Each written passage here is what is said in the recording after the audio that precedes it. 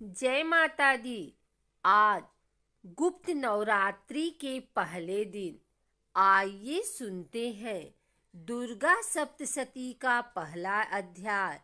महर्षि मार्कंडे जी बोले, सूर्य के पुत्र सावर्णी की उत्पत्ति की कथा विस्तार पूर्वक कहता हूँ।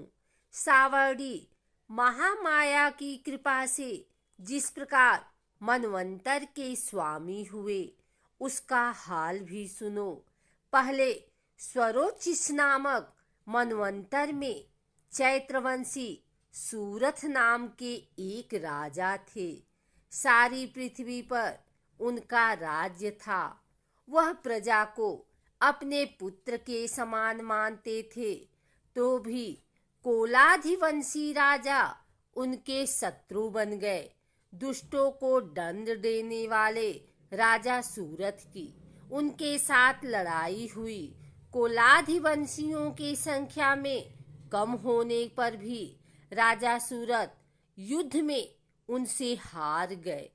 तब वह अपने नगर में आ गए। केवल अपने देश का राज्य ही उनके पास रह गया और उसी देश के राजा होकर राज्य करने लगे। किंतु उनके शत्रुओं ने उन पर वहां भी आक्रमण किया। राजा को बलहीन देखकर उसके दुष्ट मंत्रियों ने राजा की सेना और खजाना अपने अधिकार में कर लिया।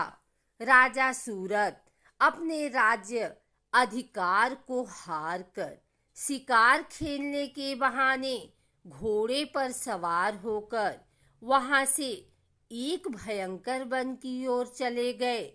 उस वन में उन्होंने महर्षि मेघा का आश्रम देखा। वहां महर्षि मेघा अपने शिष्यों तथा मुनियों से सुशोभित बैठे हुए थे और वहां कितने ही हिंसक जीव परम शांति भाव से रहते थे। राजा सूरत ने महर्षि मेघा को प्रणाम किया और महर्षि ने भी उनका उचित सत्कार किया। राजा सूरत महर्षि के आश्रम में कुछ समय तक ठहरे। अपने नगर की ममता के आकर्षण से राजा अपने मन में सोचने लगे, पूर्व काल में पूर्वजों ने जिस नगर का पालन किया था वह आज मेरे हाथ से निकल गया। मेरे दुष्ट एवं दुरात्मा मंत्री मेरे नगर की अब धर्म से रक्षा कर रहे होंगे या नहीं। मेरे प्रधान हाथी, जो कि सदा मद की वर्षा करने वाला और सूरवीर था, मेरे बैरियों के वश में होकर न जाने क्या दुख भोग रहा होगा। मेरे आज्ञाकारी नौकर, जो मेरी कृपा से धन और भोजन पाने से सदैव सुखी रहते थे और मेरे पीछे पीछे चलते थे, वह अब निश्चय ही दुष्ट राजाओं का अनुसरण करते होंगे तथा मेरे दुष्ट एवं दुरात्मा मंत्रियों द्वारा व्यर्थी धन को व्यय करने से संचित किया हुआ मेरा खजाना एक दिन अवश्य खाली हो जाएगा। इस प्रकार की बहुत सी बातें सोचता हुआ राजा निरंतर दुखी रहने लगा। एक दिन राजा सूरत ने महर्षि मेघा के आश्रम के निकट एक वैश्य को देखा। राजा ने उससे पूछा, भाई तुम कौन हो? यहाँ तुम्हारे आने का क्या कारण है और तुम मुझे शोकग्रस्त अनमने से दिखाई देते हो? इसका क्या कारण है? राजा के यह नम्र वचन सुन वैश्य ने महाराज सूरत को प्रणाम करके कहा। वैश्य बोला, राजन, मेरा नाम समाधि है। मैं धनियों के कुल में उत्पन्न एक वैश्य हूँ। मेरे दुष्ट स्त्री पुत्रादिक ने लोभ से मेरा सब धन छीन लिया है और मुझे घर से निकाल दिया है। मैं इस तरह से दुखी होकर इस वन में चला आया हूँ और यहाँ रहता हुआ मैं इस बात को भी नहीं जानता कि अब घर में इस समय सब कुशल है या नहीं। यहाँ मैं अपने परिवार का आचरण संबंधी कोई समाचार भी नहीं पा सकता कि वह घर में इस समय कुशल पूर्वक है या नहीं। मैं अपने पुत्रों के संबंध में यह भी नहीं जानता कि वह सदाचारी हैं या दुराचार में फंसे हुए हैं। राजा बोले, जिस धन के लोभी स्त्री पुत्रों ने तुम्हें घर से निकाल दिया है, फिर भी तुम्हारा चित्त उनसे क्यों प्रेम करता है? वैश्य ने कहा, मेरे विषय में आपका ऐसा कहना ठीक है, किंतु मेरा मन इतना कठोर नहीं है। यद्यपि उन्होंने धन के लोभ में पड़कर पितृ स्नेह को त्याग कर मुझे घर से निकाल दिया है, तो भी मेरे मन में उनके लिए कठोरता नहीं आती। हे महामते, मेरा मन फिर भी उनमें क्यों फंस रहा है, इस बात को जानता हुआ भी मैं नहीं जान रहा। मेरा चित्त उनके लिए दुखी है। मैं उनके लिए लंबी लंबी सांसें ले रहा हूँ। उन लोगों में प्रेम नाम को नहीं है। फिर भी ऐसे निस्नेहियों के लिए मेरा हृदय कठोर नहीं होता।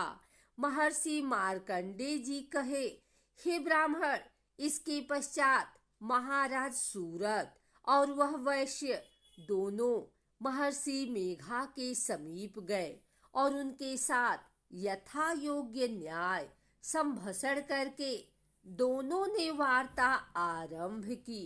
राजा बोले, हे भगवान, मैं आपसे एक बात पूछना चाहता हूँ, सो आप कृपा करके मुझे बताएं। मेरा मन मेरे अधीन नहीं है, इससे मैं बहुत दुखी हूँ। राज्य धनादि की चिंता अभी तक मुझे बनी हुई है और मेरी यह ममता अज्ञानियों की तरह बढ़ती जा रही है। और यह समाधि नामक वैश्य भी अपने से अपमानित होकर आया है। इसके स्वजनों ने भी इसे त्याग दिया है। स्वजनों से त्यागा हुआ भी यह उनसे हार्दिक प्रेम रखता है। इस तरह हम दोनों ही दुखी हैं। हे महाभाग, उन लोगों के अवगुणों को देखकर भी हम दोनों के मन में उनके लिए ममता जनित आकर्षण उत्पन्न हो रहा है। हमारे ज्ञान रहते हुए भी ऐसा क्यों है? अज्ञानी मनुष्यों की तरह हम दोनों में यह मूर्खता क्यों है? महर्षि मेघा ने कहा, विषम मार्ग का ज्ञान सब जंतुओं को है। सबों के लिए विषय पृथक पृथक होते हैं। कुछ प्राणी दिन में नहीं देखते और कुछ रात को, परंतु कोई जीव ऐसे हैं जो दिन तथा रात दोनों में देख सकते हैं। यह सत्य है कि मनुष्यों में ज्ञान प्रधान है, किंतु केवल मनुष्य ही ज्ञानी नहीं होता। पशु पक्षी आदि भी ज्ञान रखते हैं। जैसे यह पशु ज्ञानी है, वैसे ही मनुष्यों का ज्ञान है। और जो ज्ञान मनुष्यों में है, वैसे ही पशु पक्षियों में है तथा अन्य बातें भी दोनों में एक जैसी पाई जाती है। ज्ञान होने पर भी इन पक्षियों की ओर देखो कि अपने भूख से पीड़ित बच्चों की चोंच में कितने प्रेम से अन्न के दाने डालते हैं। हे राजन, ऐसे ही प्रेम मनुष्यों में अपनी संतान के प्रति पाया जाता है। लोभ के कारण अपने उपकार का बदला पाने के लिए मनुष्य पुत्रों की इच्छा करते हैं और इस प्रकार मोह के गड्ढे में गिरा करते हैं। भगवान श्री हरि की जो माया है, उसी से यह संसार मोहित हो रहा है। इससे आश्चर्य की कोई बात नहीं, क्योंकि वह भगवान विष्णु की योग निद्रा है। यह माया ही है जिसका कारण संसार मोह में जकड़ा हुआ है। यही महामाया भगवती देवी ज्ञानियों के चित्त को बलपूर्वक खींचकर मोह में डाल देती हैं और उसी के द्वारा संपूर्ण जगत की उत्पत्ति होती है। यही भगवती देवी प्रसन्न होकर मनुष्य को मुक्ति प्रदान करती हैं। यही संसार के बंधन का कारण है तथा संपूर्ण ईश्वरों की स्वामिनी है। महाराज सूरत ने पूछा, भगवान वह देवी कौन सी है जिसको आप महामाया कहते हैं? हे ब्राह्मण, वह कैसे उत्पन्न हुई और उसका कार्य क्या है? उसका चरित्र कौन कौन से हैं? प्रभु, उसका जैसा प्रभाव हो, जैसा स्वरूप हो, वह सब ही कृपा कर मुझसे कहिए, मैं आपसे सुनना चाहता हूँ। महर्षि मेघा बोले, राजन, वह देवी तो नित्य स्वरूपा है। उनके द्वारा यह संसार रचा गया है। तब भी उनकी उत्पत्ति अनेक प्रकार से होती है। वह सब आप मुझसे सुनो। वह देवताओं का कार्य सिद्ध करने के लिए प्रकट होती हैं। उस समय वह उत्पन्न हुई कहलाती हैं। संसार को जलमय करके जब भगवान विष्णु योग निद्रा आश्रय लेकर शेष शैया पर सो रहे थे, तब मधुकैटभ नाम के दो असुर उनके कानों के मैल से प्रकट हुए और वह श्री ब्रह्मा जी को मारने के लिए तैयार हो गए।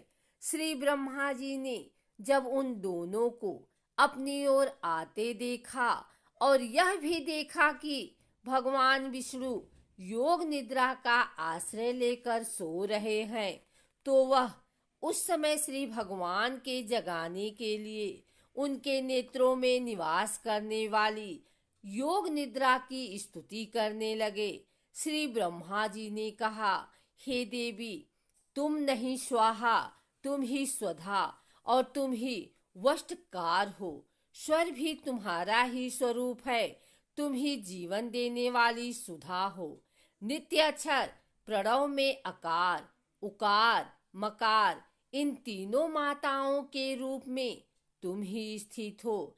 इनके अतिरिक्त जो बिंदुपत अर्ध मात्रा है, जिसका कि विशेष रूप से उच्चारण नहीं किया जाता है, हे देवी, वह भी तुम ही हो। संध्या, सावित्री तथा परम जननी तुम ही हो। तुम इस विश्व को धारण करने वाली हो। तुमने ही इस जगत की रचना की है और तुम ही इस जगत की पालन करने वाली हो और तुम ही कल्प के अंत में सबको भक्षण करने वाली हो। हे देवी, जगत की उत्पत्ति के समय तुम सृष्टि रूपा होती हो, पालन काल में स्थित रूपा हो और कल्प के अंत में संहार रूप धारण कर लेती हो। श्री ईश्वरी और बोध स्वरूपा बुद्धि भी तुम ही हो। लज्जा, पुष्टि, तुष्टि, शांति और क्षमा भी तुम ही हो। तुम खड्ग धारिणी, शूल धारिणी तथा गदा, चक्र, शंख और धनुष के धारण करने वाली हो। बाण, भुसंडी और परिध, यह भी तुम्हारे ही अस्त्र हैं। तुम सौम्य और सौम्यतर हो। यही नहीं, बल्कि जितनी भी सौम्य तथा सुंदर वस्तुएं इस संसार में हैं, उन सबसे बढ़कर सुंदर तुम हो और ऊपर से सबसे ऊपर रहने वाली सुंदर तुम ही हो। हे सर्वस्वरूपे देवी, जो भी सत असत पदार्थ हैं और उनमें जो शक्ति है, वह तुम ही हो। ऐसी अवस्था में भला तुम्हारी स्तुति कौन कर सकता है? इस संसार की सृष्टि, पालन और संहार करने वाले जो भगवान हैं, उनको भी जब तुमने निद्रा के वशीभूत कर दिया है, तो फिर तुम्हारी स्तुति कौन कर सकता है। मुझे भगवान विष्णु तथा भगवान शंकर को शरीर धारण कराने वाली तुम ही हो। तुम्हारी स्तुति करने की शक्ति किसमें है। हे देवी, तुम तो अपने इन उदार प्रभावों के कारण ही प्रशंसनीय हो। मधु और कैटब जो भयंकर असुर हैं, इन्हें तो मोह में डाल दो और श्री हरि भगवान विष्णु को भी जल्दी जगा दो और उनमें इनको मार डालने की बुद्धि भी उत्पन्न कर दो। महर्षि मेघा बोले, हे राजन, जब श्री ब्रह्मा जी ने देवी से इस प्रकार स्तुति करके भगवान को जगाने तथा मधु और कैटब को मारने के लिए कहा, तो वह भगवान श्री विष्णु के नेत्र, मुख, नासिक, बाहु, हृदय और वक्षस्थल से निकलकर श्री ब्रह्मा जी के सामने खड़ी हो गई। उनका ऐसा कहना था कि भगवान श्री हरि तुरंत जाग उठे और दोनों असुरों को देखा, जो कि अत्यंत बलवान तथा पराक्रमी थे और मारे क्रोध के, जिनके नेत्र लाल हो रहे थे और जो ब्रह्मा जी को वध करने के लिए तैयार थे। तब क्रोध हो उन दोनों दुरात्मा असुरों के साथ भगवान श्री हरि पूरे 5000 वर्ष तक लड़ते रहे। एक तो वह अत्यंत बलवान तथा पराक्रमी थे, दूसरे महामाया ने भी उन्हें मोह में डाल रखा था। अतः वह भी भगवान से कहने लगे, हे दोनों, तुम्हारी वीरता से अत्यंत प्रसन्न हैं, तुम हमसे कोई वर मांगो। भगवान ने कहा, यदि तुम मुझ पर प्रसन्न हो तो अब तुम मेरे हाथों से मर जाओ। बस इतना सा ही वर मैं तुमसे मांगता हूँ। यहाँ दूसरे वर से क्या प्रयोजन है।